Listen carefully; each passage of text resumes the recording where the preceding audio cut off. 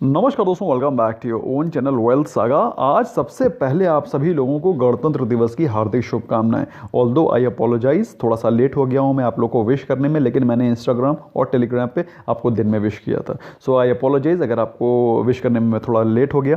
But अगर हम लोग आज बात करें जो ग्लोबल मार्केट्स में क्या चल रहा है, पूरे दिन बेचारे मेरे मेंबर परेशान रहते हैं कि सर उसने टेलीग्राम पे डाला है कि कल बहुत बड़ी भयानक गिरावट आएगी। कोई डाल रहा है, कोई किसी का वीडियो देख के आ जाता है, कोई कुछ देख के आ जाता है, कोई कमेंट सेक्शन में ज्ञान बांटने लगता है। तो भाई ऐसे में मेरा आप लोगों से एक ही गुजारिश है, ये जो माहौल चल रहा है, ग्लोबल सिनेरियो चल रहा है, इंडिया में जो सिनेरियो चल रहा है, प्लीज़ उसको होलिस्टिक व्यू लेके देखें।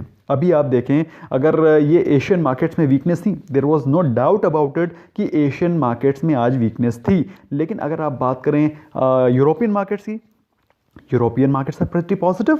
अगर आप एसजीएक्स निफ्टी के बारे में बात करें, जो इसका सेकंड ट्रेडिंग सेशन है, इट इज़ प्रेटी पॉजिटिव। तो आप लोगों ने दिन भर अपना बीपी क्यों बढ़ाया, अपना पूरा दिमाग क्यों खराब करा पूरे दिन? So what I want to suggest you all is to remain out of clutter. अपना क्लटर फ्री माइंड रखें। आपको सिर्फ दिन की दो अपडेट लेना जरूरी है, morning update and evening update. दिन में आपको टेंशन लेने की जरूरत नहीं है। That is point number 1। अब रही बात इंडियन मार्केट्स में क्या हो सकता है। Indian markets are due for their budget. और दोस्तों, बजट इज एनुअल बजट। ये मतलब ये पूरे साल का एक तरह से डिफाइन करेगा मोमेंटम स्टॉक मार्केट्स का कैसा रह सकता है, किस पर्टिकुलर सेक्टर में कितना पैसा आने वाला है, उस सेक्टर से जो अलाइड बिजनेसेस हैं उनको बेनिफिट मिलने वाला है, जिन सेक्टर्स में उम्मीद है और अगर उनमें पैसा अलॉट नहीं होता है तो उन जगह पर अच्छी खासी गिरावट दिखाई पड़ सकती है। So budget is going to be very very decisive as far as stock markets movement is concern, at least for couple of months. अब कुछ लोगों के क्वेश्चन होते हैं, सर निफ्टी 50 में कितनी गिरावट हो सकती है? हमने बाइंग पोजीशन ले रखी है, हमने 14,500 की कॉल ले रखी है, हम लोग ने फ्यूचर ले रखा है और एंड सो ऑन। बात करें भाई निफ्टी 50 की, तो निफ्टी 50 में आपको पिछले 3 ट्रेडिंग सेशन में, ये देखिए वन डे का कैंडल लगा हुआ है, तो पिछले 3 ट्रेडिंग सेशन में अच्छी खासी गिरावट ऑलरेडी दिखाई पड़ चुकी है। पहले तो समझो उसका फ्रेमवर्क समझो। निफ्टी 50 में पिछले 3 दिन से गिरावट हो चुकी है। This is point number 1। अगर पॉइंट नंबर 2 देखें तो अपने एक स्ट्रॉन्ग सपोर्ट पे है, जो कि है 14,250। लेकिन अगर ये तो हो गया दूसरा सपोर्ट, दूसरा पॉइंट हो गया। तीसरा पॉइंट देखो, तीसरा पॉइंट ये है कि अभी निफ्टी अपने 20 डे एक्सपोनेंशियल मूविंग एवरेज के भी सपोर्ट पे चल रहा है। तो this is 1, this 2, this is 3। तो 3 पॉइंट तो हो गए।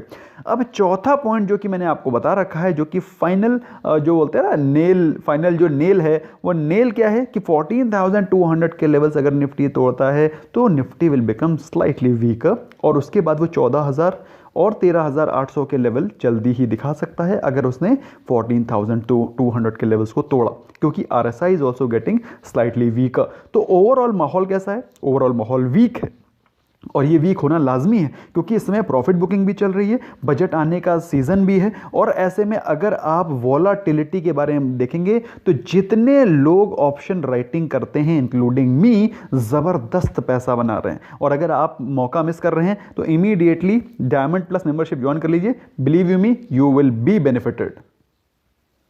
भाई ये मैं कोई ऐड नहीं कर रहा हूँ अपना, मेरा अगर आप लेंगे तो आपको बेनिफिट मिलेगा, you will get benefit and you will learn lot of things in this budget also. बाकी आपकी मर्जी है। फिलहाल बात करें निफ्टी बैंक की, Nifty bank is a shade weaker than Nifty, पहली चीज़। नंबर 2, अगर आप बात करें तो निफ्टी बैंक को वीक क्यों दिख रही है? पहले तो अपने 20 डे एक्सपोनेंशियल मूविंग एवरेज के नीचे है। अगर आप बात करें इसमें कोई अगर गिरावट आती है तो सीधे 30,500 के लेवल आपको दिखाई पड़ सकते हैं। 30,500 के लेवल आपको निफ्टी बैंक में दिखाई पड़ सकते हैं अगर ये गिरावट परसिस्ट करती है, और आपको मेंटली प्रिपेयर्ड भी रहना चाहिए। तो ऐसे में अभी के समय कोई भी बुलिश ट्रेड लेना ठीक है, ट्रेड लेना ठीक है, मॉर्निंग में लीजिए, इवनिंग में निकल जाइए, या मॉर्निंग में लीजिए 15 मिनट, 20 मिनट, आधे घंटे में निकल जाइए, लेकिन उसको ले करके रखना बिल्कुल गलत डिसीजन है। इनफैक्ट इस समय कोई पुट का कॉल लेना, पुट लेना या फिर कोई बीरिश ट्रेड बना के रखना भी गलत है। मतलब both sides you don't have to hold your positions. देखो मैं ऐसा क्यों बोल रहा हूं, क्योंकि देखो 3 दिन से निफ्टी गिर रहा है, निफ्टी बैंक भी गिर रहा है, लेकिन निफ्टी 1% गिरा, सेंसेक्स 1% से ज्यादा गिरा, निफ्टी बैंक फ्लैट। कहने का मतलब क्या है? अगर फ्लैट भी रहता है, गिरावट नहीं भी आती है, तो भी आपका प्रीमियम डिके हो जाएगा। So please understand, do not hold your position, this is my request to you all.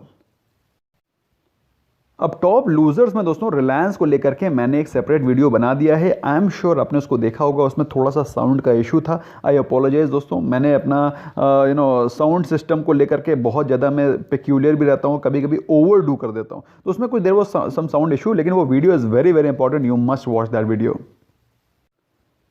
So Reliance के साथ जो चल रहा है वो तो अभी चलेगा, अभी तो समय लगेगा, अभी अमेजोन में बेजोस साहब ऐसे छोड़ने नहीं वाले। लेकिन हम लोग बात करते हैं मार्केट में जो चीज़ गुड चल रही है, जो अच्छी न्यूज़ है, जो कि हमें ध्यान रखनी चाहिए। पहली चीज़, इंडियन इकोनॉमी को लेकर के इंटरनेशनल मॉनेटरी फंड IMF बहुत बुलिश है और उसने इंप्रेसिव 11.5% की ग्रोथ रेट प्रोजेक्ट करी है इंडिया के लिए इन 2021। आपको मेरी बात समझ में आ रही है? तो कृपया करके जो लोग बेयरिश हैं, जो लोग अपना पोर्टफोलियो बेच रहे हैं, कृपया करके आप लोगों से गुजारिश है, ये समय डिप्स पे खरीदने का है, बेचने का नहीं। और जो लोग अभी तक खरीद नहीं पाए हैं, बहुत नीचे के लेवल का वेट करते रहे हैं, बार बार दोस्तों मैं कहता हूं आप लोग वेट ना करें, हर एक डिप पे कुछ क्वांटिटी एक्यूमुलेट करें। और आप लोगों के लिए ही मैंने WSG SIP बनाई है, क्योंकि सारे स्टॉक नहीं गिरेंगे एक साथ, सारे स्टॉक एक साथ नहीं गिरेंगे, इसलिए जब भी डिप हो तो WSG SIP का आप एक लॉट उठा लें, और जब बढ़े तो आप वेट कर सकते हैं, एंड सो ऑन। अदरवाइज आप चाहें तो हर महीने का मंथली SIP कर सकते हैं।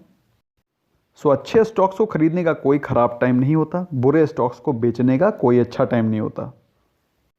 मतलब यह है कि अच्छे स्टॉक्स को खरीदते रहो और बुरे स्टॉक्स को बेचते रहो। एनीवे, जुबिलेंट फूड वर्क्स ने 10.76% का स्टेक अक्वायर कर लिया है बारबेक्यू नेशन में। बारबेक्यू नेशन जानते हैं आप लोग? अरे भाई बहुत सॉलिड बारबेक्यू होता है इनका, बहुत सॉलिड इनका बुफे होता है। हमने तो भाई बड़ा एंजॉय किया है बैंगलोर में, और ये 1 MG मॉल के पास में है, मतलब मुझे तो बड़ा पसंद है। आई डोंट नो आप लोग का कैसा एक्सपीरियंस रहा है बारबेक्यू नेशन का। मेरे हिसाब से जुबिलेंट फूड के लिए एक another feather on the cap है, और जुबिलेंट फूड का जिन्होंने कॉल ऑप्शन होल्ड करके रखा हुआ है, मेरे हिसाब से it's a positive news. You must, I think this is a good news for Jubilant food. Jubilant food एक तो बहुत ही अच्छा स्टॉक है, सेकेंडली उसके बिजनेस फंडामेंटल बहुत तगड़े हैं, प्लस बहुत ही एग्रेसिव है अपने बिजनेस एक्विजिशंस को लेकर के, प्लानिंग को लेकर के। अच्छा, इसके अलावा दोस्तों एविएशन स्टॉक्स के लिए कुछ पॉजिटिव न्यूज़ ये आ रही है कि रशिया ने कुछ जगहों से एयर ट्रैवल रेस्ट्रिक्शंस को हटा दिया है, which includes India. What does this mean? कि इंडिया के लोग यहाँ से रशिया जा सकते हैं, रशिया के लोग इंडिया आ सकते हैं। अब इंडिया में जो फ्लाई करने वाली जो फ्लाइट्स हैं, जिसमें कि काफ़ी सारे इंडियन एविएशन कंपनीज भी हैं, तो उनके लिए एक पॉजिटिव न्यूज़ है, उनको धंधा मिलेगा, उनको अच्छा बिजनेस मिलेगा। कई दिनों बाद शुरू हो रहा है तो लोग आएंगे जाएंगे। Again a great news for aviation stocks. इसका बहुत बड़ा पॉजिटिव इंपैक्ट पड़े ना पड़े, लेकिन ये न्यूज़ पॉजिटिव है as a whole for aviation sector. दोस्तों मैं कहीं बीच में अगर स्पेलिंग मिस्टेक हो जाता है, so I apologise, but I try to correct it that very moment.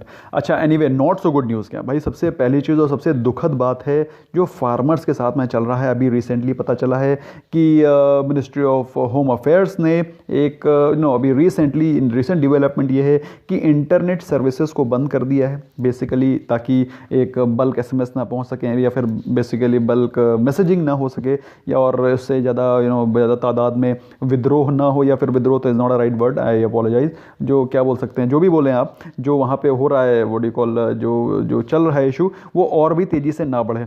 तो भाई ये मेरे हिसाब से I don't think this is a great news. This is not a great news neither for the farmers of India nor for the government as a whole, क्योंकि ये पूरी की पूरी चीज़ों को जल्दी से जल्दी रिजॉल्व करके सॉल्व करना चाहिए, rather than lingering it for a longer time, जिससे कि और ज़्यादा माहौल ख़राब हो रहा है। सो मेरे हिसाब से दोस्तों this is completely wastage of man hours, और government should seriously think about it and try to clear it, issue को क्लियर करें, रादर देन इंटरनेट सर्विसेज को रोक करके और ज़्यादा प्रोटेस्ट को और ज़्यादा बढ़ाया जाए।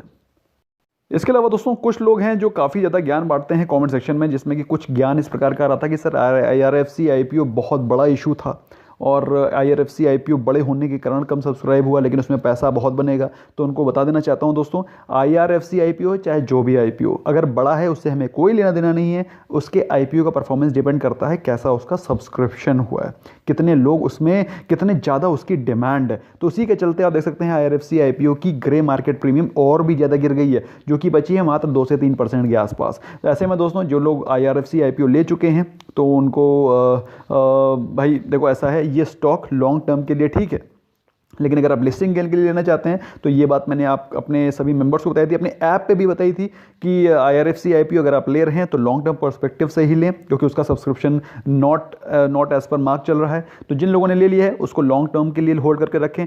लिस्टिंग गेन के लिए आई don't think so it's a great opportunity.